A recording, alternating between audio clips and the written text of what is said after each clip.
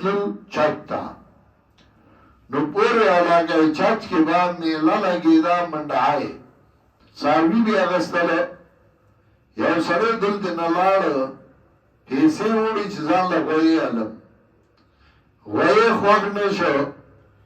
پیسې جیب کې واپس راته په دې هند په لاره باندې کشتای زی راځي اوسم زی نو هغه چې سوچ وکړ چې دا خو ناوخته دی او بیړای کشتای به پورې شوي نو زه شپه به وکړم او سهار به لاړ شم دغه یو دوستو چچ کې نو هغه کله پاتې شو شپې لا هغه ته چې پته ولګي دی راغلی او ځان له څاروي اخیسته وای نه مې ستا پیسې ورسره پاتې شوي دي نو هغه زامنو سره صلاح وکړه چې د شپې وې مړ کړو اسم چاته پته لګي چې زمونږ کاره شپه ده د شپې وې مړ کړو پیسې ورته والو چاته به یې ښخ کړو پته به یې ونه لګي د هغه یو زیې تللی اوبه خوړله نو هغه د پټي اوبه کولې د شپې د نورو زامنو پلار صلاح کړې ده د میلملې په ډیوډای کې کوڅه کې کټ واچو او دروازو ته هغه کمزیه چې اوبو لته نو هغه له چابي ورکړه چې زه ته بهر نه تاله وم چې هر وخت راغی نو ور به کولاو کې دا میلمه په دې ډیوډای کې ملاس دی او دا پلار او زامن صلاح کوي دوا اورېدل دې پوه شو چې اوس څه وکړم ور د بهر نه باندې وتی نشي د سوچ وکړ نو دې غلې غونتې دغه کور کې ونه وه توت هغې ته وښوته او بره توت کې کېناسته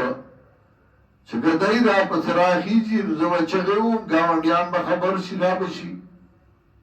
او که نه نو دی به ګرځي ما به ونه مومي نو هغه توت ته وښوته بره ناست دی د دې سړي دا زیه چې وبخوار لتلی دی ستړی شوی دی او چې راته وایي څنګ کولاو کړی دی نو په کوڅه کې تیار کټ پروت و طلایي او بالښ او هر څه پراته وو دی بس هم ستړی سړی خو بس چېرته چې پرېوته زوی دا سوچ کړی چې دا یې ما ته جوړ سم کړی جوړ پرېوت کټ کې دی اوده شوی دی چربان کې دا سړی او زامنې را پاسېدلي دي او چاړه یې تېره کړې ده چې راغلي دي دا خپل ځای ملاس دی جوړ چاړه یې پرې راښکلې حلال کړی دی چې حلال یې که جیبونه یې وله وکتل پیسې پکې نه وې بالښت لاندې وکته پیسې نشته طلایه لاندې وکته پیسې نشته وی هلکه لاټین راړئ شکرو چې پیسې کم ځای ایښي دي چې لاټین یې راړه او دی وکتل نو د خپل ځي حلال کړی و